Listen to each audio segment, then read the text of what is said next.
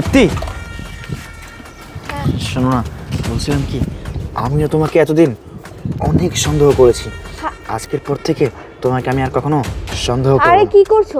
এটা public place. আজকে সূর্য কোন দিক দিয়ে উঠেছে যে পাবলিক প্লেসে এভাবে জড়িয়ে ধরছো? এখানে মানুষ দেখলে কি বলবে বলো তো? আরে কে কি বলবে? তুমি আমার স্ত্রী, আমি তোমাকে জড়িয়ে ধরতেই পারি, এটাই স্বাভাবিক। আচ্ছা ঠিক আছে, শোনো না, আমার না বাসায় ফিরতে লেট হবে, তুমি অফিসে এসে খেয়ে নিও, ঠিক আছে? আচ্ছা ঠিক আছে, কোনো সমস্যা নেই, কিন্তু তুমিও বাসায় একটু তাড়াতাড়ি ফেরার চেষ্টা করো। আচ্ছা ঠিক আছে, আমি আসছি। আচ্ছা ঠিক আছে। যাও যাও, আজকে তুমি কোথায় যাও সেটাই আমি দেখব। প্রতিদিন তুমি বাইরের কথা বলে কোথায় কি করো আমার থেকে অনেক সন্দেহ লাগে।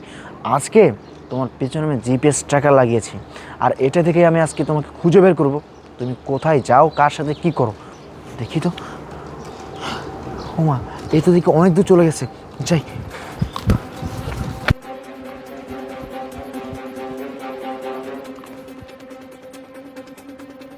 কি ব্যাপার, আমার এমন কেন মনে হচ্ছে যেন আমার পিছনে কেউ আসছে? কি ব্যাপার, ও এখানে দাঁড়িয়ে পড়লো কেন? আমাকে ও দেখে ফেললো কি না? আমাকে যদি ও দেখে ফেলে তাহলে তো অনেক বড় সমস্যা হয়ে যাবে, ওকে আমি হাতে নাতে ধরতে পারবো না। কিন্তু আশেপাশে তো কাউকেই দেখতে পাচ্ছি না। না, মনে হচ্ছে এটা আমার মনের ভুল। যাই হোক, আমি যাই। না না, ও তো দেখে চলে যাচ্ছে, তার মানে ও হয়তো বা আমাকে দেখতে পায়নি।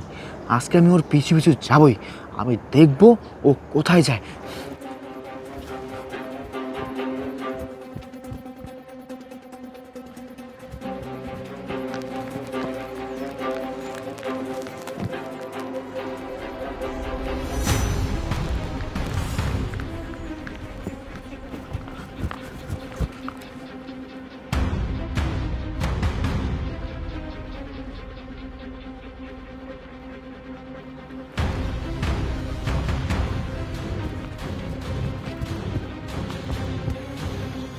কি ব্যাপার, ও এদিকে কোথায় গেল?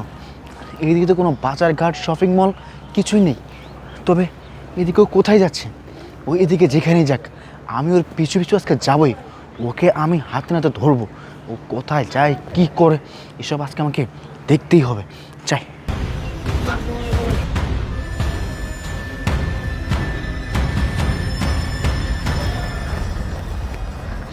কি ব্যাপার, হ্যাঁ, আমার আবারও এমন কেন মনে হচ্ছে যে আমার পেছনে কেউ ফলো করছে, কিন্তু আমি তো আশেপাশে কাউকেই দেখতে পাচ্ছি না।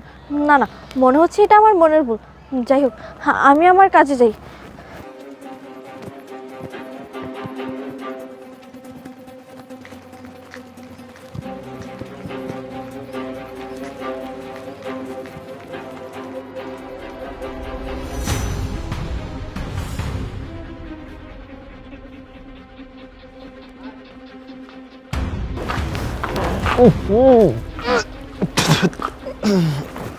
কি দুর্গন্ধ, সি সি সি, আমার স্ত্রী এরকম একটা নোংরা ভাঙা বস্তি বাড়িতে ঢুকেছে। না না, কিন্তু ও এখানে কেন ঢুকছে? অবশ্যই এখানে ঢোকার কোনো রহস্য আছে, আজকে রহস্যের উদ্ঘাটন আমাকে করতেই হবে। আমি ছাড়বো না, দেখবো ও এখানে কি করে, দেখি।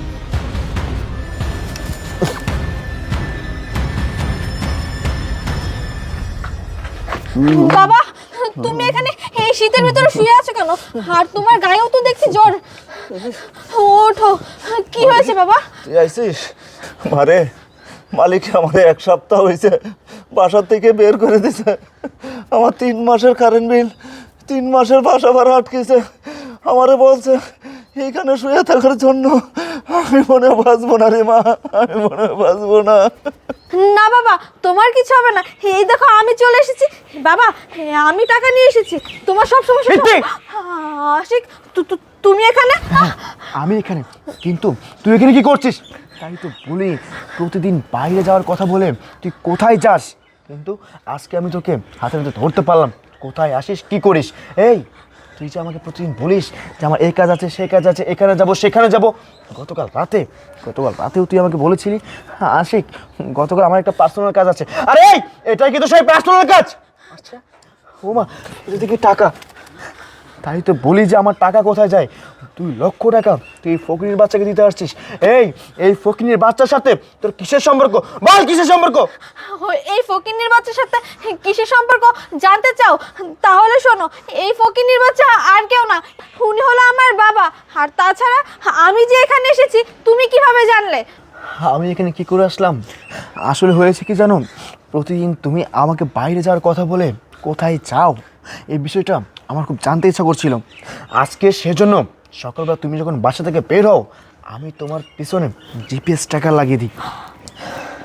হ্যাঁ, এই জিপিএস ট্র্যাকারটা আমি তোমার পিছনে লাগিয়ে দিই, আর এটা দিয়েই আমি তোমাকে ফলো করি তুমি কোথায় যাও। আর এটাতে ফলো করতে করতে এখানে অবধি আসি। আর তুমি কি বললা এটা তোমার বাবা? ইফতি, তুমি তো আমাকে বলেছিলে তোমার বাবা নাকি এই শহরের নামে তুমি একজন ব্যবসায়ী, কিন্তু এখন দেখছি না এটাই তোমার বাবা। তার মানে তুমি এতদিন আমার কাছে তোমার পিতৃ পরিচয় গোপন রেখেছিলে।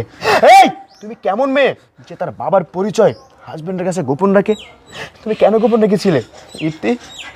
তুমি আমাকে তোমার পরিচয় গোপন রেখে তোমার বাবাকে যে টাকা পয়সা দিয়েছো, তুমি যদি আমাকে বলতে চাই এটা তোমার বাবা এত কষ্টে আছে, আমি তার থেকে বেশিও দিতাম না। তুমি আমাকে বললে আমি কি তোমার বাবার ব্যাপারটা বুঝতাম না? ইফতি, তুমি তো খুব ভালো করেই জানো আমার বাবা নেই, মা নেই। আমি সেই ছোট্টবেলায়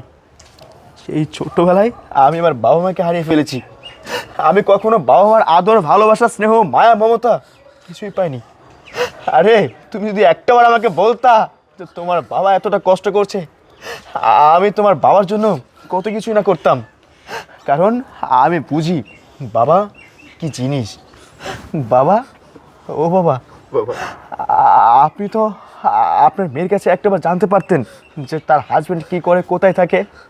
আপনি জানেন আমার টাকা পয়সা, অর্থ সম্পদ কোনো কিছুর অভাব নেই। আমার না একটা বাবার খুব দরকার। আপনি কি আমার বাবা হয়ে থাকবেন সারাটা জীবন?